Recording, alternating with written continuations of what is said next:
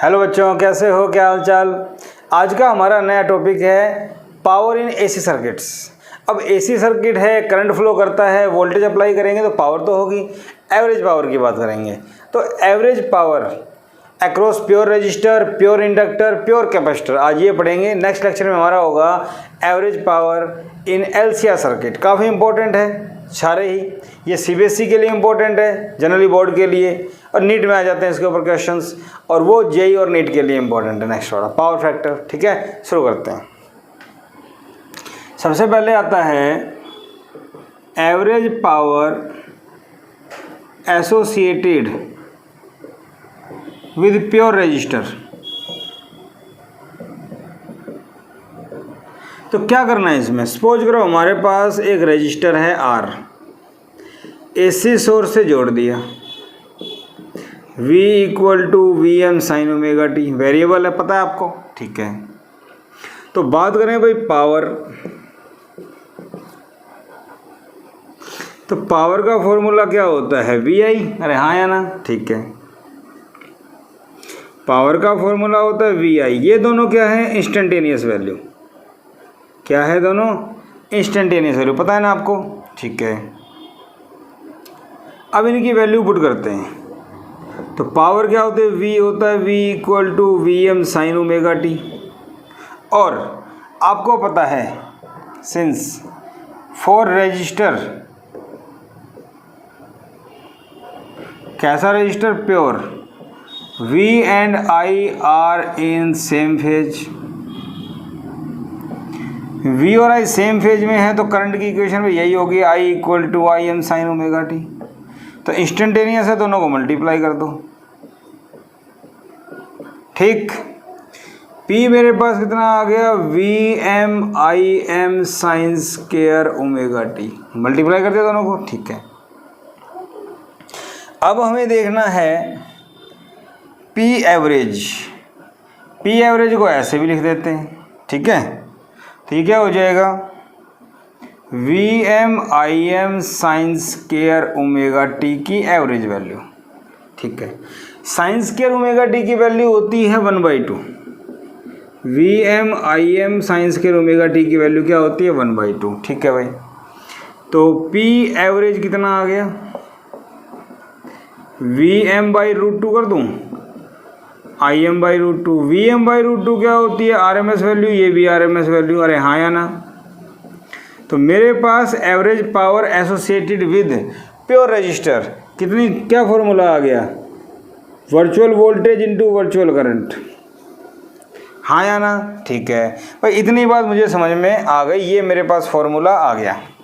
अब क्वेश्चन ये आता है, फॉर्मूला तो आ गया, सही है, दोनों को मल्टीप्लाई कर दिया, एवरेज ले लिया। Average of sign square omega T ये निकालते हैं, तब पता लगेगा। तो साइन स्क्वायर ओमेगा टी की एवरेज कैसे आएगी, इसका इंटीग्रेशन 0 से 2 पाई और 1/2 पाई। सही है क्या, नहीं, ये एंगल है, ये क्या डी टी, टाइम, तो टाइम की लिमिट आएगी। अब चेक करते हैं 1/t आता है नहीं आता, चेक करो। 1/t इंटीग्रेशन 0 से t, साइन स्क्वायर क्या लिखते हैं, 1 minus cos 2 omega T divide by 2। ठीक है भाई, तो 1/t, 2 भी बाहर आ जाएगा, इंटीग्रेशन करेंगे dt का तो t आ जाएगा 0 से t। कोस 2 ओमेगा टी का इंटीग्रेशन होता है साइन 2 ओमेगा टी बटे में 2 ओमेगा 0 से t। बात समझ में आ गई। ये 1/2t, ये हो गया t, ये हो गया 1/2 ओमेगा साइन, ओमेगा क्या होता है 2 पाई बाई टी, टी की जगह टी करेंगे upper limit, minus lower limit 0 हो जाएगी। साइन 4 पाई क्या होता है 0, तो ये सारा 0 हो गया। 1/2t, टी से टी कैंसिल, 1/2। तो यहाँ से समझ में आ गया साइन स्क्वायर ओमेगा टी की एवरेज वैल्यू क्या आती है, 1/t। जिन बच्चों के पास मैथमेटिक्स है उनको तो कोई दिक्कत है ही नहीं, अदरवाइज मेडिकल वालों को मैंने प्रूव करके दिखा दिया कैसे निकालते हैं एवरेज। तो ये आपको डायरेक्ट याद करनी है, सीबीएसई में आ जाए तो सिंस वी नो दैट, बस। ठीक है, average of sign square omega T, इतना डायरेक्ट याद करो, आपका आंसर आ जाएगा। 2 नंबर में सीबीएसई में पूछ लिया जाता है, कर लेंगे। तो average power associated with pure register कितना आता है बेटा, इतना आता है। ठीक है भाई, समझ में आ गई बात। Average power associated with pure inductor देखते हैं। प्योर इंडक्टर के लिए क्या करते चलते हैं, हमने एक प्योर इंडक्टर ले लिया, इसके साथ हमने एक एसी सोर्स जोड़ दिया। इंडक्टर क्या होता है, एल, वोल्टेज है V equal to V M sine omega T. अरे हाँ या ना, ठीक है। तो यहाँ लिखेंगे since for pure inductor V leads current by pi by 2। तो वोल्टेज अगर ये है, वोल्टेज करंट को लीड कर रही है, वोल्टेज करंट को लीड कर रही है, इसका मतलब करंट लैग कर रहा है, एक ही बात है। तो करंट की इक्वेशन क्या बन जाएगी, I equal to I M sine omega T minus pi by 2। हाँ या ना। अरे V लीड करता है, इसका मतलब I लैग करेगा, I लैग करेगा तो माइनस हो जाएगा। ठीक है भाई, तो I क्या बन जाएगा, I equal to I M sine omega T minus pi by 2। उल्टा कर दो, pi by 2 minus omega T, और जब रिवर्स करेंगे तो माइनस कॉमन आएगा, और साइन माइनस थीटा क्या होता है, माइनस साइन थीटा। ठीक, बात समझ आ गई। तो I equal to I M sine 90 minus theta क्या होता है, कोस थीटा। ठीक है, नाउ सिंस पावर का फॉर्मूला क्या होता है, वी आई, और V और I इंस्टेंटेनियस वैल्यू पुट कर दो, V M sine omega T, I M cos omega T, minus sine बाहर। ठीक है, इसको क्या लिख सकते हैं, minus V M I M sine omega T cos omega T लिख सकते हैं ऐसे। 2 से मल्टीप्लाई, 2 से डिवाइड, तो ये हो गया V M by 2 I M, 2 sine theta cos theta sine 2 theta. बोलो, साइन 2 थीटा। हमें चाहिए पी एवरेज। पी एवरेज क्या होती है, ऐसे, तो ये हो जाएगा V M I M by 2 minus sine 2 omega T की एवरेज। साइन 2 ओमेगा टी की एवरेज वैल्यू क्या होती है, 0। तो पी एवरेज क्या आ जाएगा मेरे पास, 0। तो average power associated with pure inductor is 0। आई बात समझ में, ठीक है। अब बात आई इन average value of sine 2 omega T की 0 है, चेक करते हैं।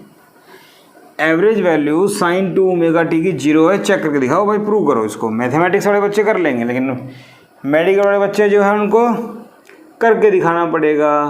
तो साइन 2 ओमेगा टी की एवरेज वैल्यू, एवरेज कैसे निकालते हैं, साइन 2 ओमेगा टी इंटीग्रेशन 0 से टी, तो 0 से टोटल टाइम का इंटीग्रेशन टोटल टाइम से डिवाइड, तो ये मेरे पास आ गया 1/t। साइन का इंटीग्रेशन होता है माइनस कोस, और t के साथ क्या है वो नीचे आ जाएगा, ये 0 से t, तो 1/t अपर लिमिट, ये 2 ओमेगा बाहर ले लो,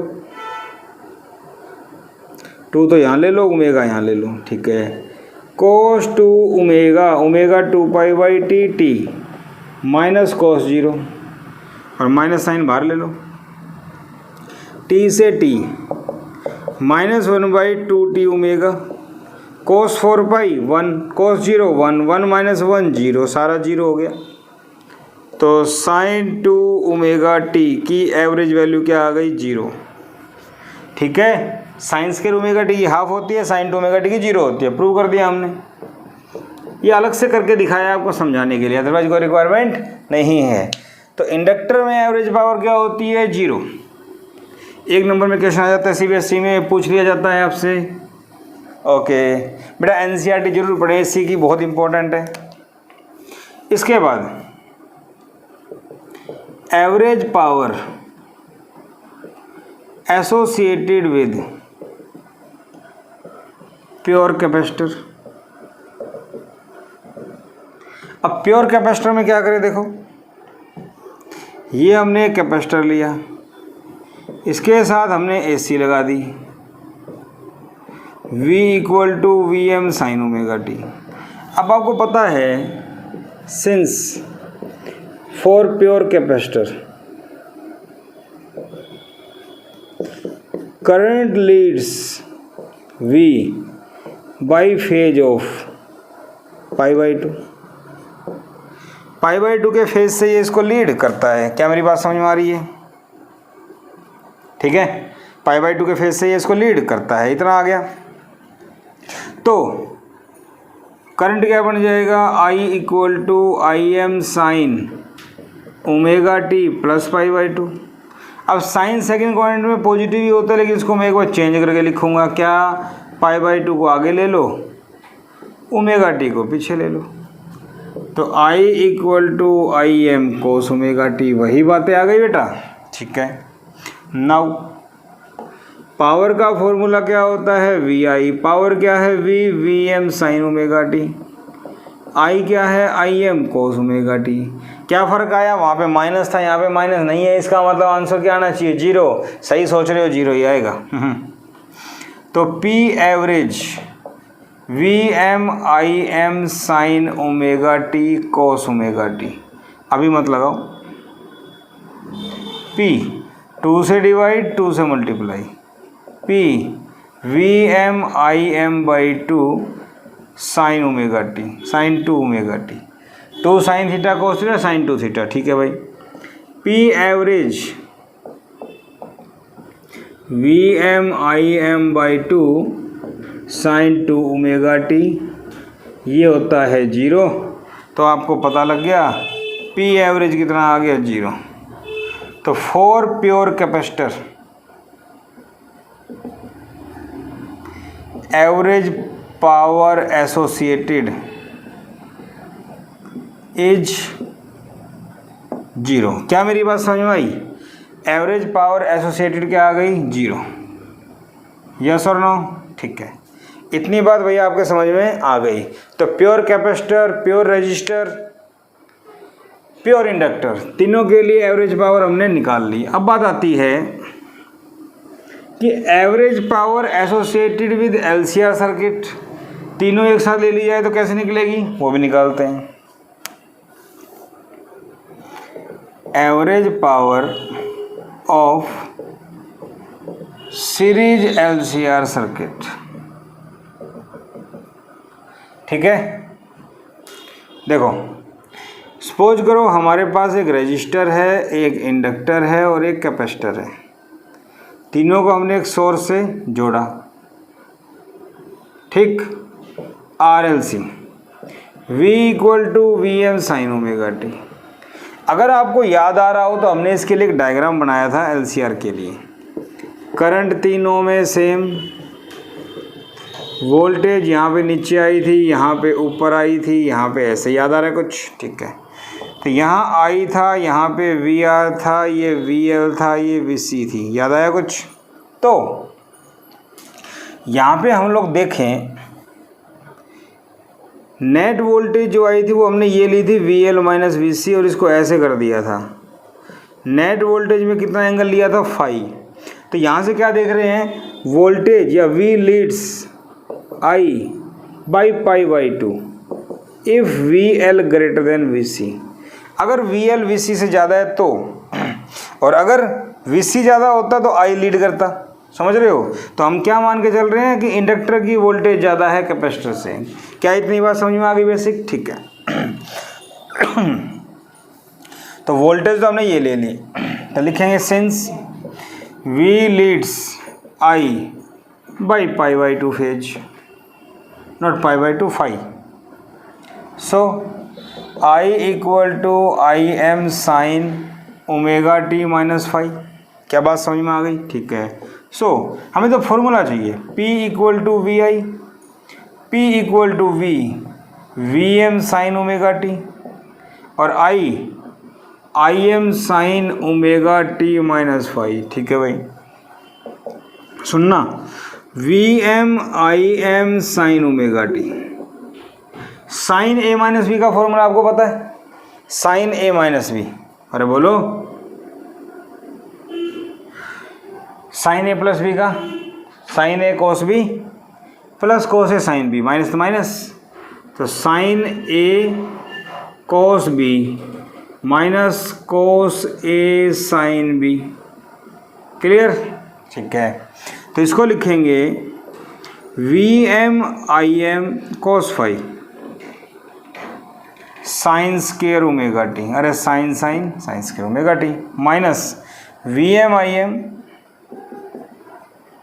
sign phi sine omega T cos omega T. बोलो। ठीक है, V M I M cos phi sine square omega T minus V M I M sine phi sine omega T cos omega T. अब sine omega T cos omega T आ गया तो 2 से divide और 2 से मल्टीप्लाई, तो इसको मैं और क्या लिख सकता हूँ, V M I M cos phi sine square omega T minus V M I M by 2 sine phi 2 sine theta cos theta sine 2 theta. ठीक है, क्या इतनी बात समझ में आई? ओके, अगर मैं यहाँ कर दूँ पी एवरेज, तो ये बन गया V M I M cos phi average of sine square omega T minus V M I M sine phi by 2 average of sine 2 omega T. बोलो। ठीक है, साइन स्केयर ओमेगा टी की average value 1/2, इसकी average value 0। क्या ये बात समझ में आती है? ठीक है, इसकी एवरेज वैल्यू 0 और इसकी इतनी। अब इसको मैं अगर यहाँ से साफ कर देता हूँ, मुझे समझ में आ गया, तो पी एवरेज कितना है ज़रा देखो, वो 0 तो ये सारी टर्म 0। ठीक है, ये बच गया V M I M cos phi sine square omega T 1/2, इसको लिख सकते हैं V M by root 2 I M by root 2 cos phi. ये हो गया V virtual I virtual cos phi, this is average power. तो मैं इसको लिख सकता हूँ average power equal to virtual और RMS power into cos phi. ठीक है, तो कोस फाई क्या आ गया आपके पास? कोस फाई आपके पास क्या आ गया? एवरेज पावर बटे में वर्चुअल पावर। बोलो, क्या ये बात समझ में आ गई आपके? ठीक है, अब हमारे पास मेन फॉर्मूला क्या आया? ये V V I V cos phi. इतनी बात समझ में आ गई। अब इसके ऊपर थोड़ा डिस्कस करते हैं।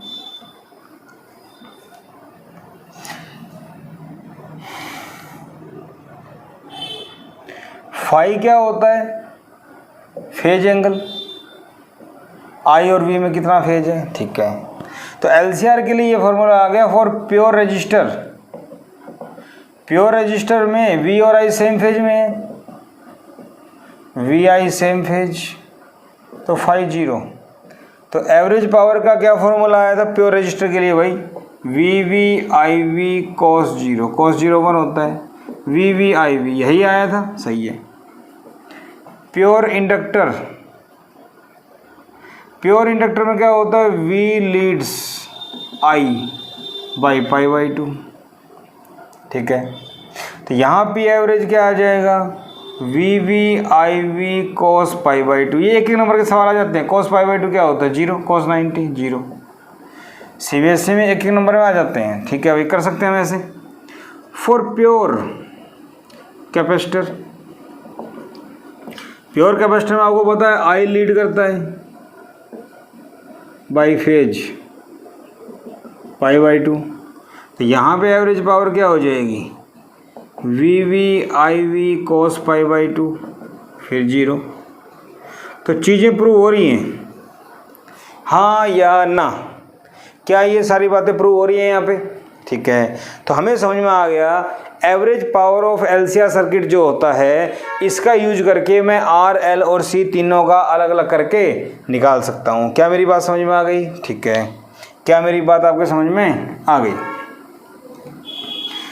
ठीक है भाई, तो एवरेज पावर मैं निकाल सकता हूँ। क्लियर? एवरेज पावर हम निकाल सकते हैं। अब और देखिए अभी अभी मेरे पास फॉर्मूला आया था cos phi equal to average power बटे में वर्चुअल पावर। cos फाई को बोलते हैं पावर फैक्टर, ठीक है। तो अब हम बोले पावर फैक्टर क्या होता है भाई, पावर फैक्टर होता है cos phi, phi phase angle cos phi, ठीक है। अगर मैं कहूँ it is the ratio of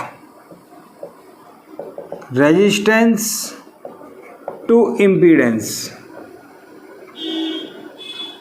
मतलब cos phi equal to R by Z, याद कर लो। cos फाई क्या हो गया, आर बाई जेड, ठीक है भाई। एक छोटी सी बात करते हैं, इम्पीडेंस ट्रायंगल।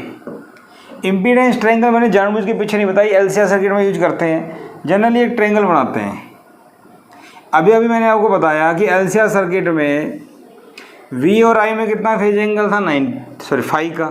तो अगर मैं यहाँ पे फाई ले लूँ तो ये आर, नीचे आर ही था ओरिजेंटल लाइन पे, ऊपर क्या था एक्सएल माइनस एक्सी। तो पाइथागोरस थ्योरम के अकॉर्डिंग ये क्या आ जाएगा, R square plus XL minus XC का होल स्क्वायर। क्या होता है ये, जेड। तो यहाँ से अगर आप cos फाई निकालो तो cos फाई क्या आएगा, आर बाई जेड, हाँ या ना। अगर आप यहाँ से cos फाई निकालते हैं तो cos फाई क्या आता है भाई, आर बाई जेड। क्या मेरी बात समझ में आ रही है, नहीं आ रही, क्या मेरी बात समझ में आ रही है, ठीक है। cos फाई क्या आ जाएगा, आर बाई जेड, ठीक है भाई। ये बात समझ में आ गई। पावर फैक्टर क्या होता है, आर बाई जेड, ठीक है। अब देखो power factor is maximum when cos phi is 1, cos phi की वैल्यू क्या हो 1, और cos phi R by Z 1, ये कब होगा, जब आर इक्वल टू जेड होगा। आर इक्वल टू जेड कब होता है, एट रेजोनेंस। क्या ये बात समझ में आई। तो पावर फैक्टर मैक्सिमम कब होगा, जब रेजोनेंस होगा। पावर फैक्टर मैक्सिमम कब होगा, जब रेजोनेंस होगा, हाँ या ना, ठीक है। और पावर फैक्टर मैक्सिमम रेजोनेंस होगा, पावर फैक्टर 1 होगा तो फाई कितना होगा, 0। तो पावर फैक्टर मैक्सिमम कब होगा, जब फाई 0 होगा और रेजोनेंस होगा, ठीक है भाई। अगर कोई आपसे बोले भाई पावर फैक्टर मिनिमम कब होगा, तो power factor is minimum cos phi R by Z, ये क्या होगा 0। ये 0 कब होगा, जब R 0 होगा। R 0 का मतलब क्या होता है, प्योर इंडक्टिव और प्योर कैपेसिटिव सर्किट, मतलब प्योर रेजिस्टिव सर्किट नहीं, प्योर इंडक्टिव सर्किट, सिर्फ इंडक्टर, रेजिस्टेंस नहीं है, तो ये 0 हो जाएगा। इन दोनों के लिए cos फाई 0 बोलो भाई, ठीक है। तो इसका मतलब क्या हुआ, पावर फैक्टर 0 और 1 के बीच में होता है। cos फाई की जो वैल्यू है वो 1 और 0 के बीच में होगी। ऑब्जेक्टिव क्वेश्चन बन सकता है, पावर फैक्टर की वैल्यू 0 और 1 के बीच में होती है। क्या इतनी बात समझ में आ गई, ठीक है भाई। तो पावर फैक्टर की वैल्यू मिनिमम कब होगी, प्योर इंडक्टिव प्योर रेजिस्टिव के लिए, और मैक्सिमम कब होगी, जब रेजोनेंस होगा। क्या ये बात समझ में आ गई, ठीक है। इसकी वैल्यू 0 और 1 के बीच में होती है। पावर फैक्टर क्या होता है, cos फाई, कोई यूनिट नहीं होती।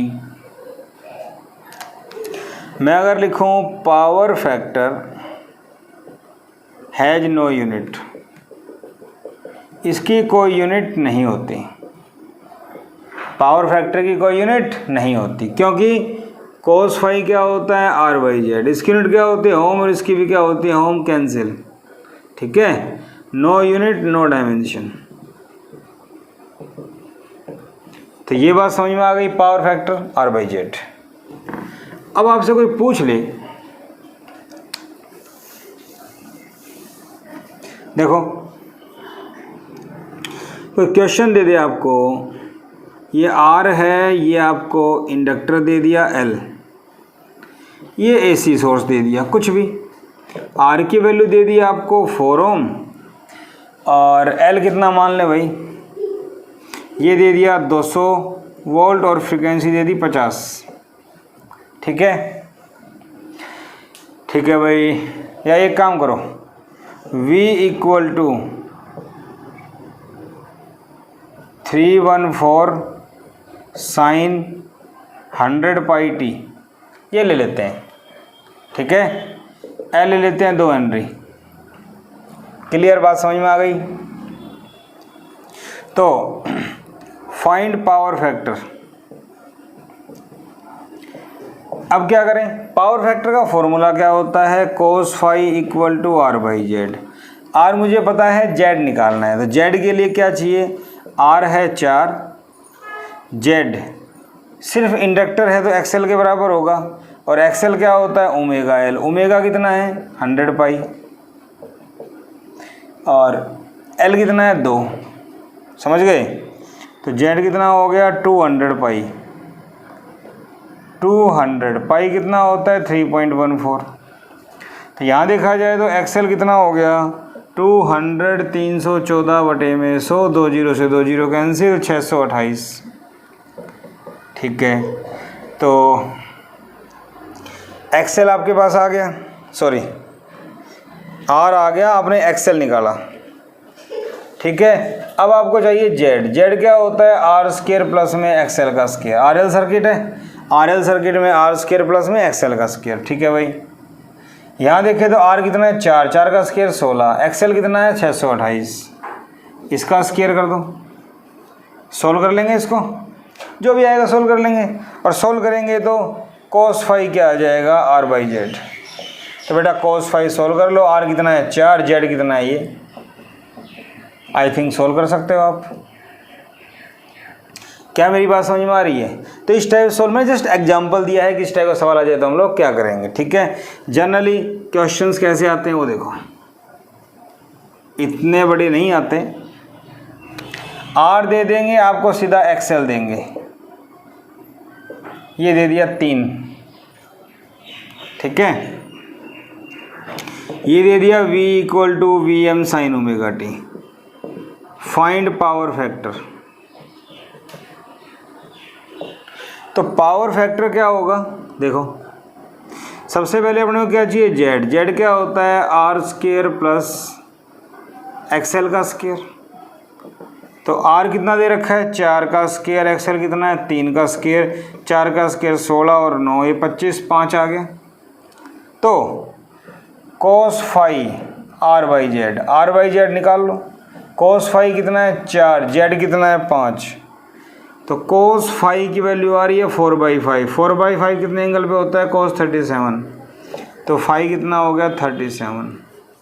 तो पावर फैक्टर क्या आ गया आपके पास, 37 डिग्री। क्या मेरी बात समझ में आ रही है? तो RL सर्किट का पावर फैक्टर इस टाइप से हम लोग सोल्व करके निकाल सकते हैं। ठीक है, कोई परेशानी वाली बात नहीं है। और देखिए इसी टाइप से RC सर्किट दे दें, LCR सर्किट दे दें, पावर फैक्टर निकाल सकते हैं। देखो मान लो आपको रेजिस्टेंस दे दिया R, ये दे दिया L, ये दे दिया C, ये हमने ले लिया एक AC source V equal to VM sine omega T, ये R दे दिया मान लो 4 ओम, ये आपको XL दे दिया 9 ओम, और XC आपको दे दिया 6 ओम। ठीक है, अब आपसे कोई पूछे इसको 3 ले लो। ठीक है, find power factor of LCR circuit. इसका आपसे कोई पावर फैक्टर पूछे तो अपने को Z चाहिए। बेटा Z का फॉर्मूला क्या होता है, R square plus XL minus XC का होल स्क्वायर। क्या मेरी बात समझ में आ रही है? ठीक है, और देखो R क्या है, 3 का square 9, XL minus XC 9 minus 6 square कर दिया। क्या मेरी बात समझ में आ रही है? और थोड़ा चेंज करो, इसको 10 कर लो तो ये 10 हो जाएगा। ठीक है, तो Z कितना आ गया, रूट 9 प्लस 10 माइनस 6 4, 4 का स्क्वायर 16, तो Z25 का रूट कितना आ गया 5 ओम। तो cos 5 पावर फैक्टर R/Z होता है, R कितना है 3, ये कितना आ गया 5। तो cos 5 3/5 कौन से एंगल पे होता है cos 53। तो बेटा 5 कितना आ गया 53। तो पावर फैक्टर की वैल्यू आपके पास कितनी आ गई 53। क्या हम इस टाइप से किसी भी सर्किट का पावर फैक्टर निकाल सकते हैं Z और R निकालने के बाद? क्या मेरी बात समझ में आ रही है? ठीक है, ठीक है भाई, इतनी बात मुझे समझ में आ गई। पावर फैक्टर कैसे निकलेगा? ऐसे निकलेगा। और देखिए, सपोज करो हमारे पास RL सर्किट है और इसका इंडक्टिव रिएक्टेंस दिया हुआ है 2R, इसके साथ एक AC सोर्स जोड़ा हुआ है। ठीक है, 2013 में आया था ऑनलाइन, जेई ने पूछा था। ठीक है, फाइंड पावर फैक्टर निकाल लेंगे। When a capacitor of XC equal to R is connected in series, find new power factor. ये आपसे दिया हो, ये भी नहीं पूछा हो, ये आपसे पूछा है, 2013 में आया था। क्या करें भाई, इस क्वेश्चन के अंदर सबसे पहले आप Z निकालो। Z क्या होता है? R² प्लस में XL का स्क्वायर। तो बेटा R² प्लस में 2R का स्क्वायर, तो 4R², 5R² का रूट। ठीक है, according to condition question, R 2R capacitor जोड़ दिया R का AC सोर्स से, कुछ भी V मान लो। यहाँ Z क्या आएगा? R² plus XL minus XC का होल स्क्वायर, यही होता है। R² plus 2R minus R का होल स्क्वायर, तो R² plus R² root 2R। अरे हाँ या ना? ठीक है, इतनी बात समझ में आ गई। ओके, अब आपसे पूछे पावर फैक्टर, तो पावर फैक्टर क्या है? पावर फैक्टर होता है R/Z। तो बेटा R कितना है? R। Z कितना है? पहले वाले केस में क्या था? Z इतना, अभी कितना है? Root 2R। समझ में आई बात? ठीक है, तो पावर फैक्टर cos 5 होता है। ठीक है, तो cos 5 डैश मान लेते हैं इसको 1/√2। पहले वाले केस में कितना आया था? cos 5। तो cos 5 कितना होगा यहाँ पे? R/Z। इसको Z डैश कर दें, तो R का R, Z कितना है? Root 5R। ये भी कैंसिल।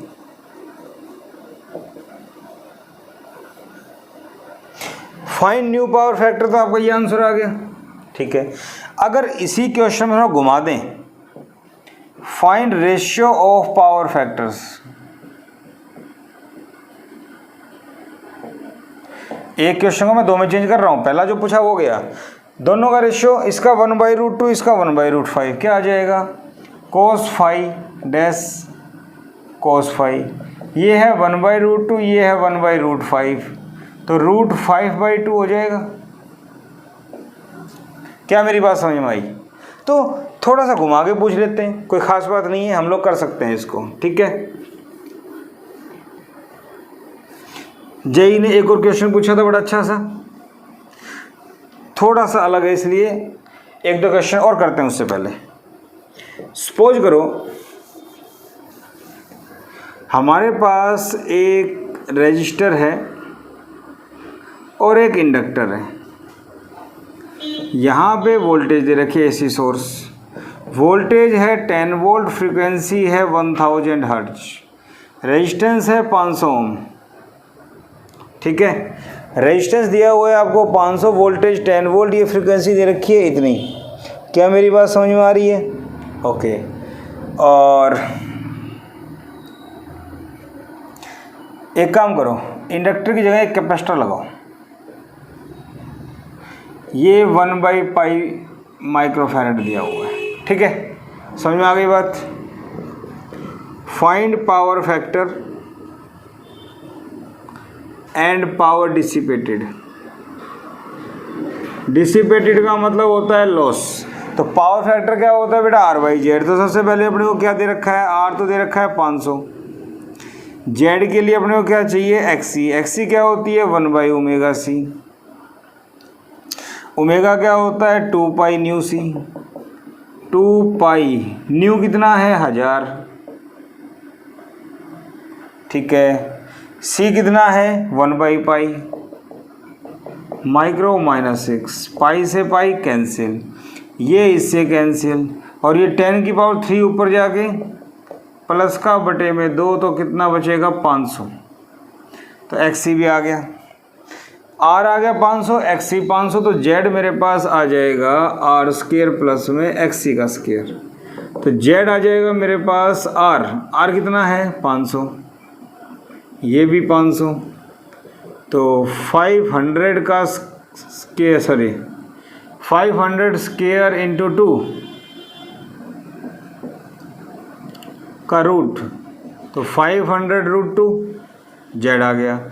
तो पावर फैक्टर क्या होता है, R/Z। R कितना है, 500, ये कितना है, 500√2 कैंसिल। cos फाई कितना आ गया, 1/√2। 1/√2 कौन से एंगल पे होता है, 45, मतलब π/4। तो पावर फैक्टर आपके पास आ गया π/4। बात समझ में आ गई। वैल्यूज हमने जो चूज की इस बार सही आ गया, आंसर परफेक्ट आ रहा है, ठीक है, अच्छी बात। पावर डिसिपेटेड क्या होती है, पावर लॉस। ये वही एवरेज पावर है जो हमने निकाली थी, VV/IV cos फाई। समझ में आ रही है बात। तो जो वोल्टेज गिवन है वो वर्चुअल होती है। IV हमें निकालना है, ठीक है, IV निकालते हैं। cos फाई कितना है, 1/√2। IV निकालना है, IV कैसे निकालें, IV क्या होगा, V/Z। तो V कितना है, 10, और Z कितना आ गया, 500√2। तो 1/50√2, 0 से 0 कैंसिल, ठीक है। तो 5 × 10, 1/10। तो पावर लॉस 1/10 वॉट। पावर का फॉर्मूला क्या होता है, वॉट। क्या मेरी बात समझ में आई। तो पावर लॉस का फॉर्मूला हमने पढ़ा था VV/IV cos फाई, और ये पावर फैक्टर इस टाइप से निकाल लेंगे, ठीक है। तो R और C को लेके सवाल बन जाता है। और देखो अच्छा सवाल, क्वेश्चन है आपके पास, मान लेते हैं हमारे पास इस पर वोल्टेज गिवन है, V = 100 sin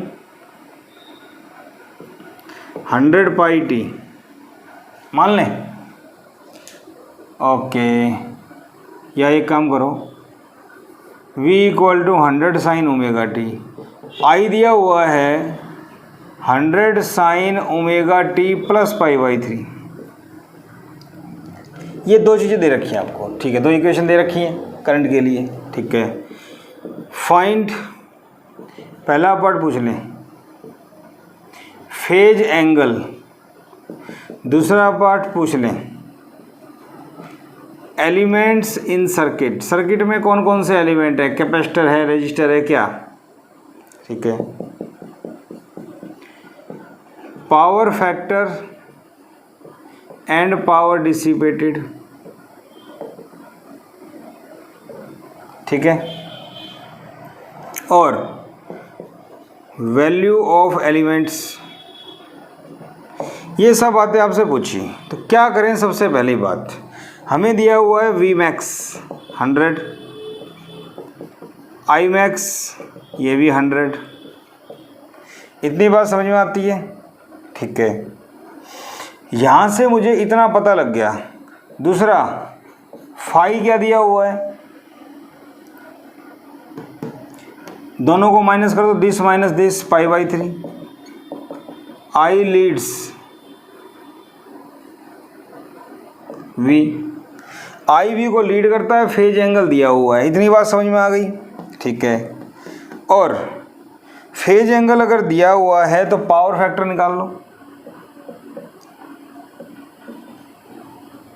पावर फैक्टर क्या होता है, cos phi R by Z, या power factor cos phi, phi कितना है, पाई बाई 3, ठीक है।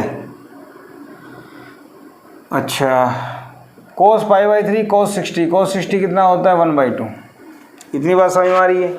अरे बोलो, पावर फैक्टर क्या होता है, आर बाई जेड, ठीक है भाई। एक चीज़ और, कुछ बुक्स में आपको फाई यहाँ पे नेगेटिव मिलेगा, पता है क्यों? क्योंकि जनरली हमारा वी अगर लीड करता है आई को तो ये ऊपर होता है, और अगर आई लीड करता है तो फाई नीचे होता है। तो इस केस में आई लीड कर रहा है तो ये नीचे आएगा तो फाई को नेगेटिव भी ले लेते हैं, फाई को माइनस, और फाई अगर माइनस का तो कोई दिक्कत नहीं है, माइनस में भी प्लस ही आता है। कोस minus theta minus cos, sorry कोस माइनस थीटा कोस थीटा लिख सकते हैं। पावर फैक्टर मेरे पास आ गया, तो क्या इतनी बात समझ में आ गई? ठीक है। नाउ कोस फाई क्या होता है, आर बाई जेड। यहाँ से एक चीज़ और, इम्पीडेंस का फॉर्मूला क्या होता है, V virtual by I virtual, या V max by I max, कुछ भी ले सकते हैं। तो जेड, वी मैक्स कितना है 100, आई मैक्स कितना है 100 से 101। तो सब चीज़ें आपस में जुड़ती जा रही हैं। ये दे रखा था V max I max, phi हमने निकाल लिया, तो कोस फाई निकाल लिया, कोस फाई पता लग गया। अब इम्पीडेंस का फॉर्मूला मुझे पता है, ये आ गया, जुड़ रहे हैं ना। अब देखो नाउ, इम्पीडेंस ट्रायंगल के बारे में बताया था मैंने आपको, फाई एंगल दे रखा है pi by 3, cos phi pi by 3 में ये क्या होता है, एक्स कोई भी एलिमेंट है, इंडक्टर या कैपेसिटर मुझे नहीं पता, ये आर है और ये जेड है। अब मुझे यहाँ से पता लग गया, तो देखो cos phi R by Z, phi कितना है पाई बाई 3 कितना होता है 60, कोस 60 1/2, आर जेड कितना है 1, तो बेटा आर कितना आ गया 1/2 ओम। क्या ये बात समझ में आई? ठीक है। अब ऊपर से देखें, X by R sine pi by 3, sine 60 कितना होता है √3/2, X by Z, sorry perpendicular hypo, Z कितना है 1, तो एक्स कितना आ गया √3/2 ओम। ये भी पता लग गया। तो फेज एंगल पता लग गया, पावर फैक्टर पता लग गया, और ये पता लग गया पावर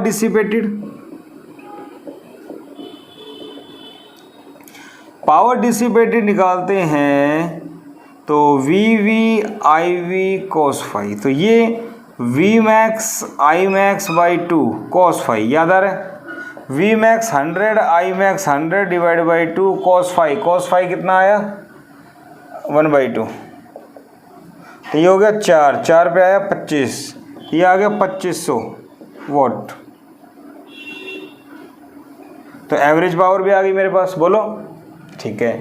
अगर करंट को मिली एम्पियर में ले लें तो वैल्यू कम आ जाएगी, इससे कोई फर्क नहीं पड़ता, हम जस्ट वैल्यू कुछ भी ले रहे हैं, हमारा आंसर थोड़ा बहुत ऊपर नीचे, कैलकुलेशन हमारी सही है, ठीक है ना। अगर मिली एम्पियर में होता तो और कम हो जाएगा, कोई फर्क नहीं पड़ता उससे, मैं जस्ट आपको कंसेप्ट सिखा रहा हूँ, अदरवाइज सब कुछ ओके है।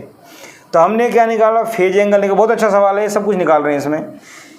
फेज एंगल निकाल लिया, पावर फैक्टर, पावर डिसिपेट निकल गया, और एलिमेंट्स की वैल्यू निकल गई। अब एलिमेंट कौन कौन से हैं वो देखना है। सबसे पहली बात, फेज एंगल कितना है pi by 3, not pi by 2। अगर फेज एंगल पाई बाई 2 होता तो प्योर इंडक्टर या प्योर कैपेसिटर होता। Since phase angle phi less than pi by 2, so R must be there, resistance तो होगा ही होगा, ठीक है। Also I leads V, current lead कर रहा है, so another element is capacitor. क्या मेरी बात समझ में आई? दूसरा एलिमेंट क्या होगा, कैपेसिटर। अच्छा सवाल था, समझ में आ गया होगा। तो जो दे रखा हो उसका यूज करो, स्टेप बाय स्टेप आगे बढ़ो, समझ में आएगा। और देखो एक छोटा सवाल और करते हैं आसान सा। सपोज करो पावर फैक्टर गिवन है 1/2, पावर फैक्टर गिवन है 1/2, आर दे रखा है 200 ओम, फ्रीक्वेंसी दे रखी है कितनी 100 मान लेते हैं, ठीक है। फाइंड, आसान कर लेते हैं इसको, ओमेगा दे रखा है, ओमेगा दे रखा है 100, कुछ भी मान लो। फाइंड इंडक्टेंस L, इसका मतलब क्या हुआ, R दे रखा है, L निकालना है, RL सर्किट है, तो कोस फाई क्या होता है बेटा R/Z, कोस फाई और क्या होता है R/Z, Z क्या होता है R² प्लस में XL का स्क्वायर।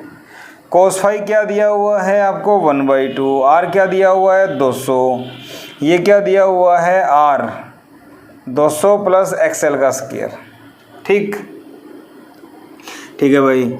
इस 200 को नीचे ले आओ, चलो एक बार रख लो, ये हो गया 1/400, 1/200 जमा XL का स्क्वायर, आ गई बात समझ में, ठीक है। और ये भी R² होता है, स्क्वेयरिंग बोथ साइड, उल्टा कर दो, 400 का स्क्वायर इक्वल टू 200 का स्क्वायर प्लस XL का स्क्वायर, 400 का स्क्वायर 4 चौक 16 माइनस 2 का स्क्वायर 4, XL का स्क्वायर 1240, XL क्या होता है ओमेगा L, ओमेगा कितना है भाई 100, तो 100 का स्क्वायर 40, L स्क्वायर 40 से 40 कैंसिल, L कितना आ गया √12 हेनरी, 4 गुणा 3, तो L आ गया 2√3। ये भी सही प्रॉपर कैलकुलेशन हो गई। क्या मेरी बात समझ में आ रही है, ठीक है, ऐसा हम कर सकते हैं।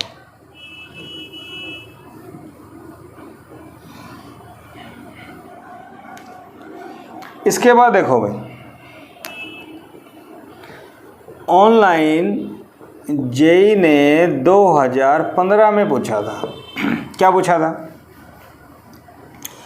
मेरे पास एक RLC सर्किट है, ये वोल्टेज है कुछ, R, L और C दिया हुआ है, ठीक है भाई, बात समझ में आ गई। ओके, इस सर्किट के अंदर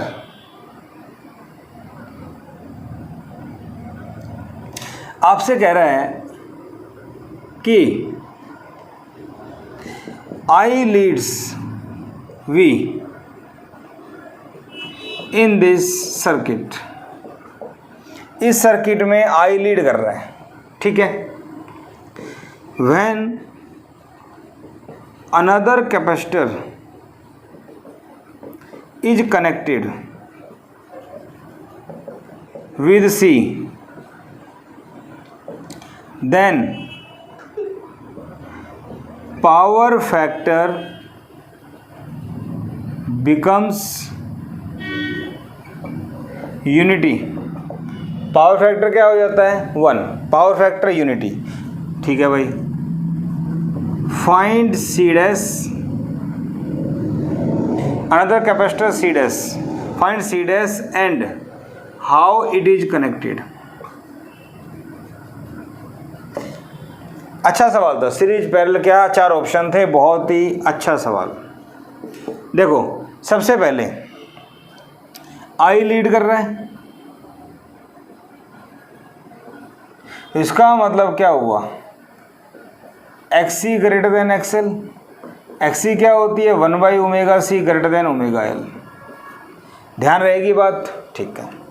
नाउ पावर फैक्टर यूनिटी मतलब हो गया रेजोनेंस, और रेजोनेंस का मतलब हो गया XC इक्वल टू XL, और XC एक कैपेसिटर नहीं है, डबल है, तो मैं CC डैश कर दूं, 2 हो गए ना, 2 कैपेसिटर हो गए, तो मैं इसको ऐसे कर दूं, तो इसको मैं क्या लिख सकता हूँ 1/ωc डैश, ठीक है।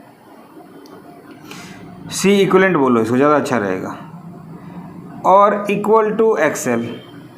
अब मुझे बताओ एक्सएल की वैल्यू कम है, देखो ये चीज़ एक्सएल से कम है, या एक्सएल की वैल्यू उठा के यहाँ पुट कर दो। मेरी बात समझ रहे हो?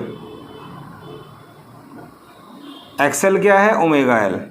फर्स्ट में पुट कर दो तो फर्स्ट क्या बन जाएगी? नहीं ऐसे नहीं, ऐसे करो, ये इसके बराबर है, ओमेगा एल इसके बराबर है, ओमेगा एल इससे कम है, तो ओमेगा एल की जगह मैं इसको रखूँगा तो क्या होगा? 1 ओमेगा सी इक्वलेंट, ओमेगा की जगह 1 ओमेगा सी करता हूँ मैं। क्या मेरी बात समझ में आ रही है? तो ओमेगा एल इसके बराबर था, ओमेगा की जगह मैं ओमेगा से बड़ी वैल्यू रखता हूँ तो ग्रेटर में आएगी। अरे हाँ या ना? ओमेगा एल की जगह इससे बड़ी वैल्यू रखूँगा, भाई ओमेगा एल तो छोटा था, इससे बड़ा है ये, तो ये ग्रेटर में आएगा। ठीक है, यहाँ ओमेगा से ओमेगा कैंसिल, रेसिप्रोकल कर दो इसका, तो सी इक्वलेंट ग्रेटर देन सी, उल्टा। तो इसका मतलब क्या हुआ?